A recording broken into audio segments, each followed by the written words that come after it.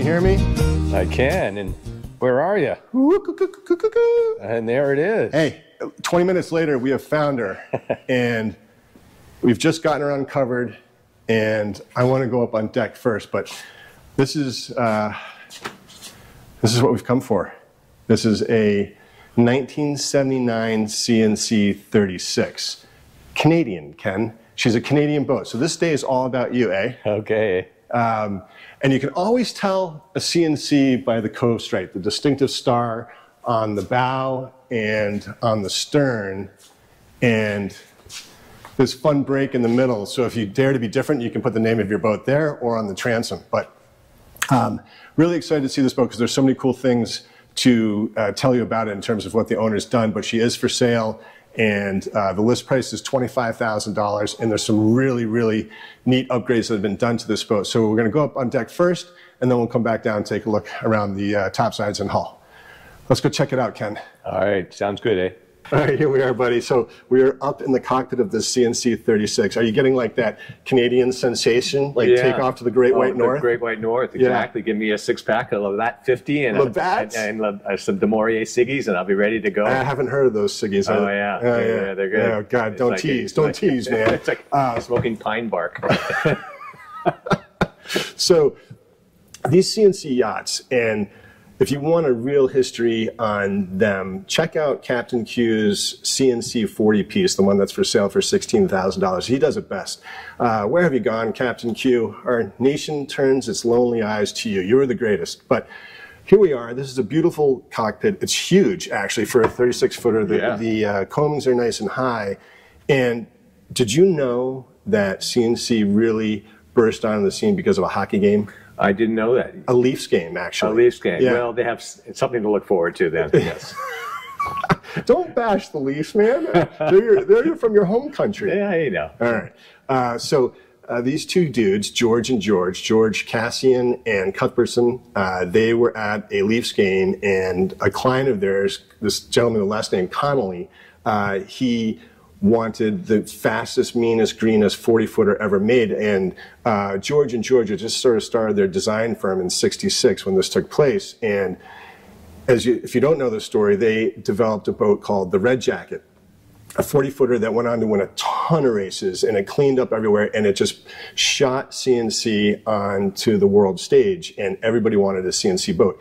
And in 1969, they incorporated, and another George Hinterholler, came on board. So there are three Georges. So apparently, if you put three Georges in a bottle, lightning strikes and you make magic happen. I mean, it's nuts. They burst on the thing. It was like a season of succession. Yeah. They had an IPO. They raised all sorts of money. They had a factory open in Germany, down in Rhode Island, I believe. And they started building CNCs, mass producing these boats. And I think at one time they were like 50% of the North American market. They were huge. Oh, they're huge. Yeah. I mean, you can't hopscotch through a mooring field without stepping on a CNC. It's absolutely bananas. Yeah. So that is the Boat Fool's Cliff Notes version of the history in CNC. And due to world economics and changing this and that, and the boatyard eventually burning down in Niagara, Canada, they folded shop in 2017, I believe. But this boat was built in 1979, and they were CNC was really well known, renowned for introducing cord hulls with balsa cord between the outside and inside fiberglass laminate. And all the research we've done on this boat, I can't tell if this is solid fiberglass or cord in the hull. The survey, which was done back in October of 2023, says it's solid fiberglass with balsa cord deck. So we'll leave it up to the next surveyor to determine. But figure out what it is. That's the brief history of CNC yachts. So there you have it, Ken. The hockey game sort of started it all, and you played hockey. Right? I did play hockey. With Bobby Orr, right? I got to play with Bobby Orr once. You did play? I was just joking. You actually played with Bobby Orr? I did. I got 2 goals against him. This is after college, playing at the in Boston and the Collinet League, and I walked into the locker room, and there was Bobby Orr. My brother was with me, and he says, I just walked in and said, "Hey, Bobby." and he came out and played, and we upped our game. It was the best night of hockey I've ever had. Is he the one that gave you this really cool sweater? No, now this one goes way back. This is from Nancy Green. She was an Olympic skier everyone loved in Canada, and so this is sort of iconic Canadian sweater that I can barely put on. We won't make you put it on. That looks like it would be like a fat man in a little coat kind of thing. Yeah, I'll have a pillow made out of it or something. It's like a half shirt on you. Anyway, I think this cockpit is fantastic. It's got the classic CNC hump here for when you're steering and you're heeling. You can use this as leverage and sit here like this, and your butt's like this, and you're looking like that. And if you want to be on the windward rail, but really great, nice little seats here too. This is basically the only bright work on the boat between that and your hatch door. But auto helm. Auto helm, yep. Nice elk-hide wrapped wheel, and this is the rudder. Yeah, you've got your emergency rudder post there, and ship-to-shore power. Ship-to-shore power here. I mean, it is, it's loaded, and we're going to go take a look up on the decks and check it out. But I just love these CNCs, and I've done enough racing on them to know that they are sea kindly, and this one's reasonably stiff. It's got a rating over ballast displacement of over 40. I think it's 42, so a nice stiff boat. Oh, wow. And her sail area displacement is 18, so she's going to be pretty quick in light air. And with this bold keel, who knows? We'll have to find out, whoever buys it, how she performs upwind. But let's go take a look around. All right, yeah, this is really nice. Awesome. Very nice. All right, back in the cockpit here. Yeah, and we were just looking at the notes, so there's a laundry list of things that have been upgraded on this boat, not the least of which, did I just say boot, like Canadian? Yeah, boot? I think you did. I don't know what you're talking about. Spending around too much time with me. New B&G instruments, so that's huge, and new Bimini, new Dodger, and new forward hatch. So we actually brought the moisture meter today, because we'll talk about that in a second, but I'm going to walk up here, and these decks are generally pretty wide and nice, and what is astonishing to me mostly is the fairly modern design of this boat that's kind of timeless. I feel like this looks as appropriate in the water today as it did back in 1979. I mean, it's great. All right, so you got a new forward hatch. This is a track for your baby stay, and you got dual rollers up on the bow, right? And nice big anchor well here, and there is your Danforth anchor and rope rod and some chain. Apparently there's some slight moisture up here around this anchor hatch, but we're not surveyors. Yeah, there's a elevated moisture there. That's revealed in the survey that was done back in October of this last year, which is available to any interested party. So not a huge deal to have this taken care of, and the owner is talking with the yard here about the cost to cure that and the one other trouble spot, and that might be part of the negotiations that you do if you're interested in this boat. But you've got a new solar fan here for the head. And here is where your mast goes through the deck and all your blocks here. A lot of stuff runs aft on this boat, which is fantastic if you're solo sailing this thing. And according to the survey, the one other trouble spot is around this stanchion. So we're going to put our moisture meter down. It is elevated. It's not, it is elevated there, and there, and there. So that confirms it's fine here, that it's around this, it's contained to around this. And like I said, this is being discussed with the yard to see what the cost to cure that is and get that taken care of before she goes back in the water. But there are only 3 A items in this survey that need to be addressed. And A means they should be addressed before she goes back out of the water, or is addressed as soon as possible. 2 of them had to deal with updated fire extinguishers and safety equipment, and the other was this stanchion, I believe. It's a pretty short A list. It's a short A list, yeah. Cabin top traveler, which is nice. It's out of the cockpit, so it frees up all that space. And nice wide side decks here. There's your boom, by the way. We walked past that, but it's, nice clean lines on this boat. It's very clean classic CNC tow rail here, that black perforated, so you can put blocks anywhere along that tow rail. That is a sure sign it's a CNC.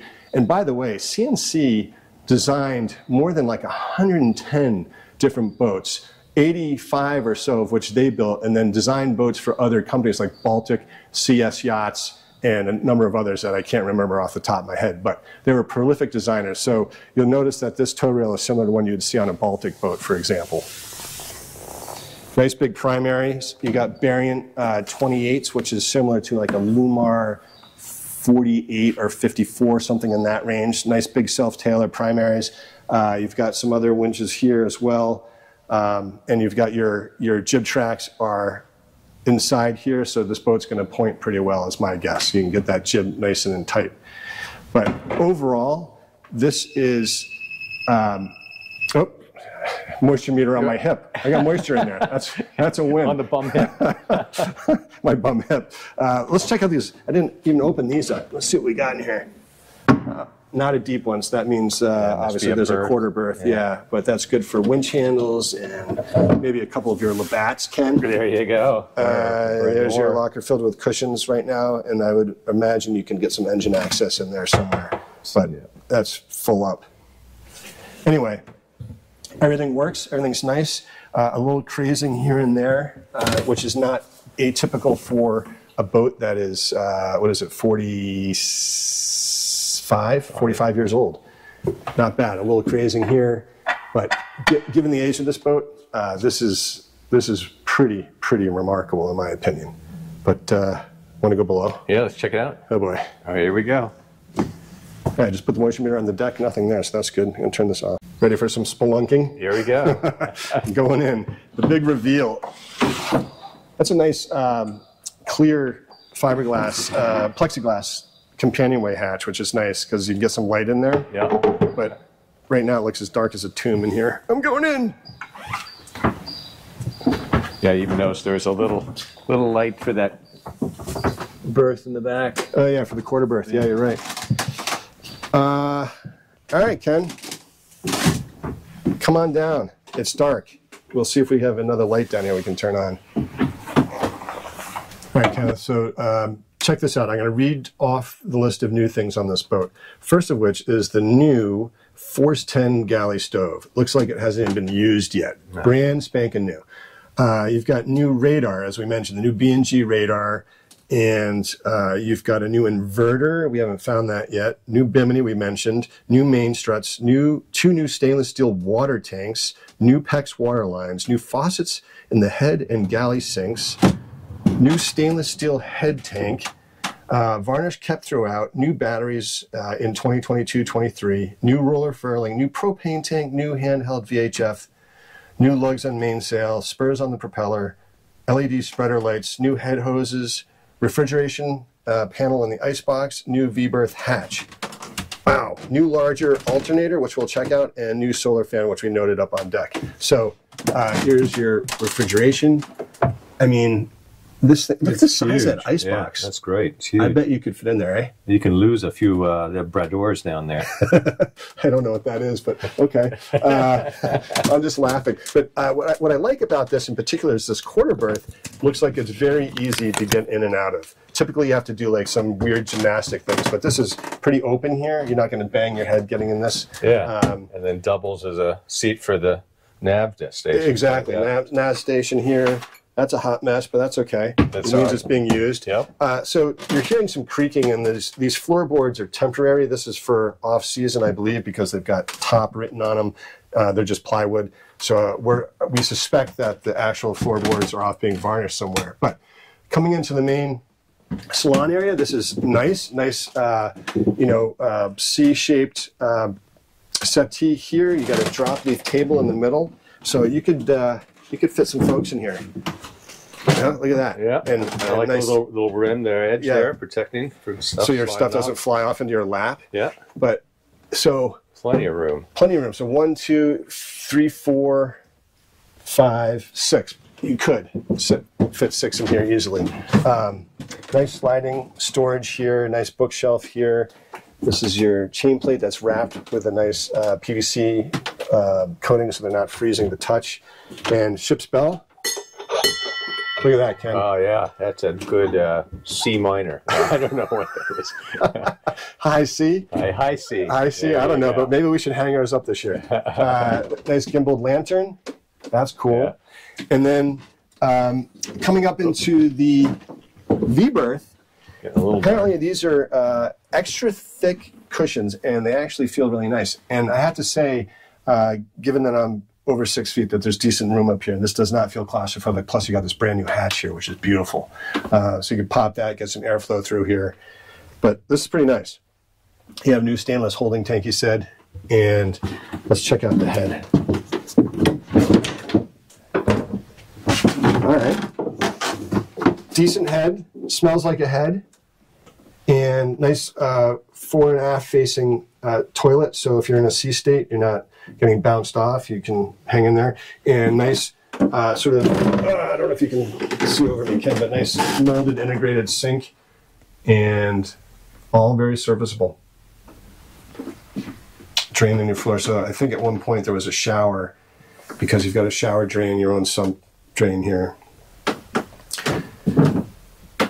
But serviceable. You got a solar fan that's not currently on, so that would help ventilate in there. But I think, generally speaking, not bad. I give this a definite B+ in terms of layout, maybe even an A- in terms of layout and ease of use for a small family. You got some nice handles to grip onto here on your way down. You got these overhead ones too. Yeah, it looks like it's been well used. Like you could tell this is a proficient sailor, just the way that things are laid out. And, yep. Yeah. I agree with you. And I reckon there's water tanks under here. And what we find on every boat is this Maine guide to coastal Maine, cruising guide. I'll say that for you, Ken. Yeah, do that for me again. Cruising Guide to the Maine Coast by Jan and Hank Taft. Yeah. These things, if you don't find one of these on a boat in Maine, then the person clearly wasn't a sailor, because these are worth their weight in gold, and they're it's one of the most successful selling coastal cruising guides ever. And it's in this, I believe it's 6th edition. 6th edition now, yeah. And that's the 4th. Spoiler alert, we're going to be interviewing Jan Taft, hopefully in the next few weeks, because she's still with us, and she's one of the, she was the impetus behind this book with her late husband, Hank, and what a great book. Anyway, this guy's a true sailor. Yep. Right? He's the real deal. He is the real deal. Let's pull up a board here just for funsies. Okay, so there's your mast step and your bilge. I can see some keel bolts. Those all look massive and in good shape. And again, if you have a keel with keel bolts, you need to torque those from time to time to make sure they're all in good shape. But I don't see any trouble issues here. No. Not bad. Oop, oop. Sorry. Put this back. And then we have a little wet locker in here. We'll just show you. Put your jackets and scuba gear. Yeah, scuba gear for getting stuff off your prop. Dry suit. Yeah, it's great. So you've been on Moondance, which is 36 feet, Sabre 36. This feels roomier. This does feel a little roomier. It does feel bigger.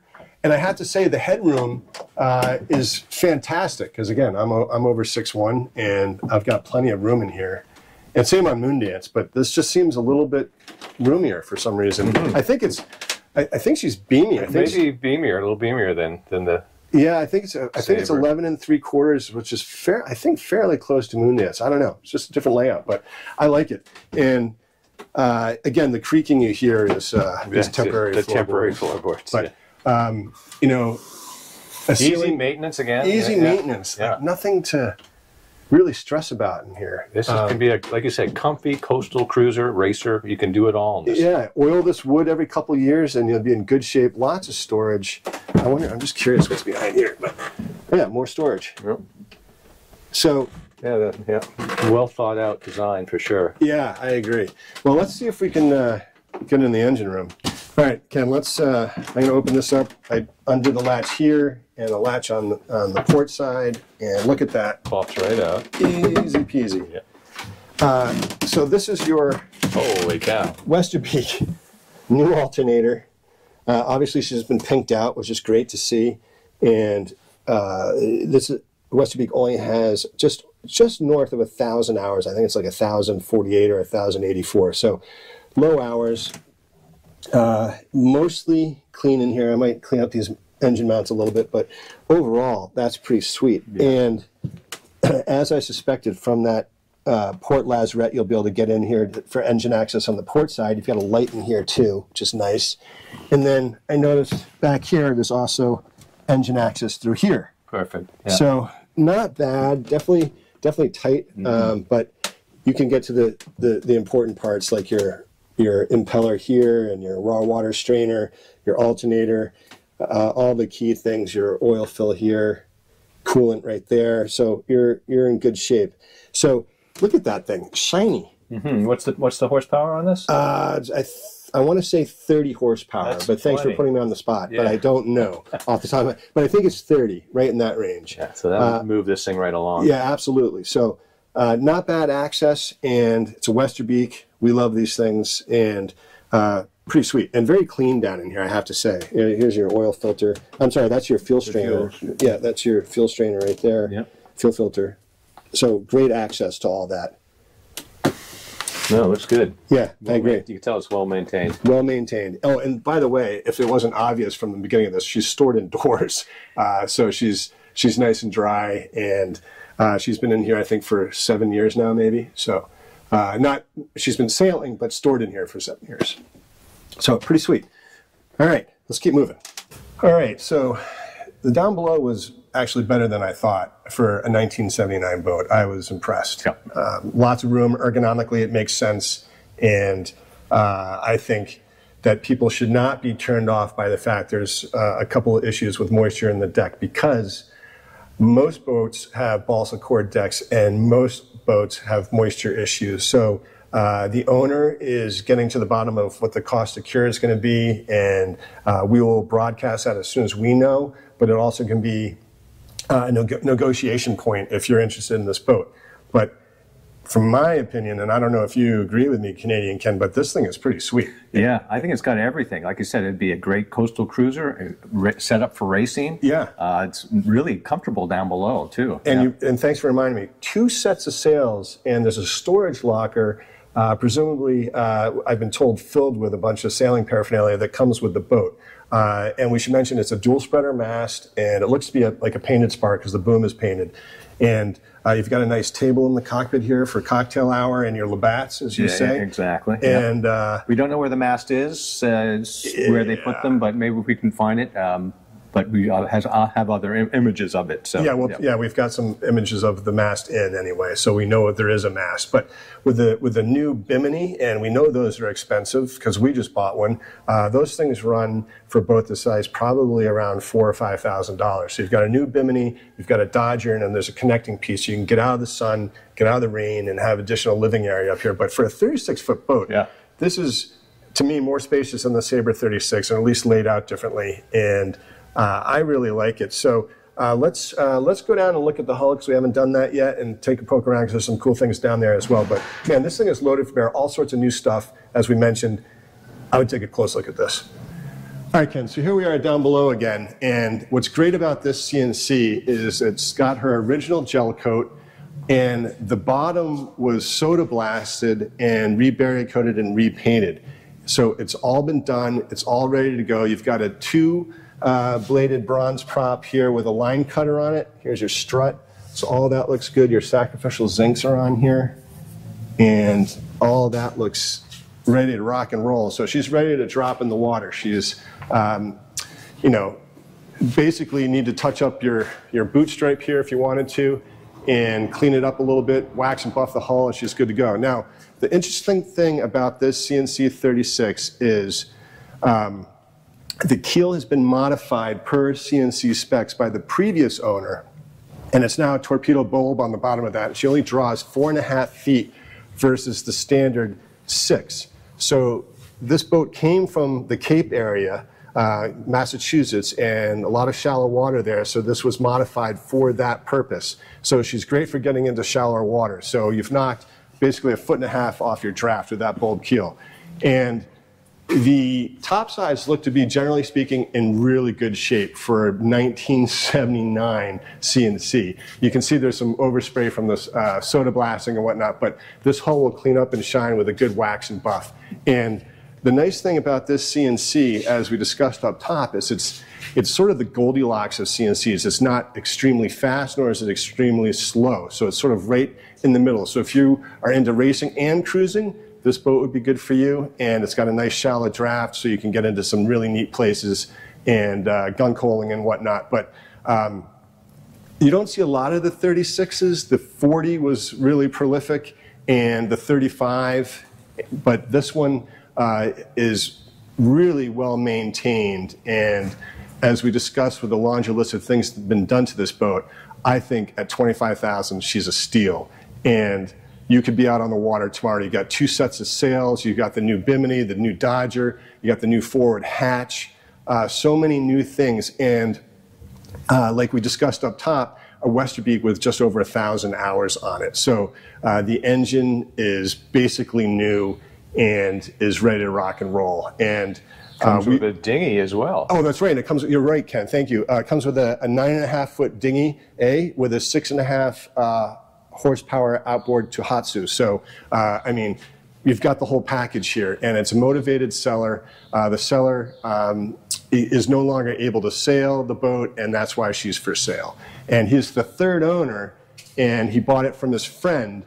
So it's been sort of in the family, if you will, for the last, I'm going to say 20 years. This gentleman's owned it for 7, and then the previous owner owned it for a number of years. And I love these CNCs. You've raced on Fiesta. I've raced on Fiesta, the CNC 40. These boats go. This boat, not as fast as that. Her perf rating, her New England perf rating is a 129. And in context, John Sabre 36 is perf rating of 117. R. Morgan's 144. So it's sort of right in the middle. So it's going to be quick. You can beer can race this. You can cruise it. You can do whatever. And the fact that it's a 1979 in this condition is really kind of astonishing. And you compare that to the 1980 Bristol we just looked at a couple weeks ago, and the Sea Sprite, even in terms of the modern design of this boat, right? This was CNC's.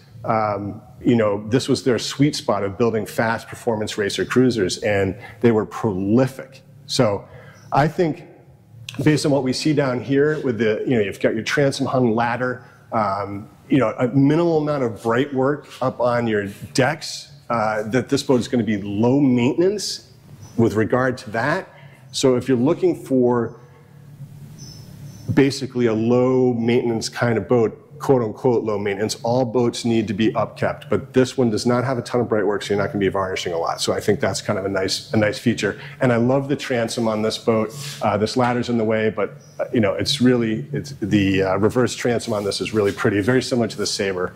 And it's just, I think it's quite attractive, and I love this color scheme with the blue and the white, and ready to go. So I love it. You get 2 thumbs up from me, and we'll put the owner's contact information in the listing below, and I encourage you to contact him for additional information and negotiate if you can, and try to get yourself a smoking deal on this beautiful Sabre, CNC 36.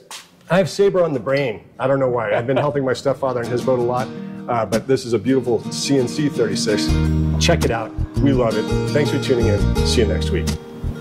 Get it right, eh?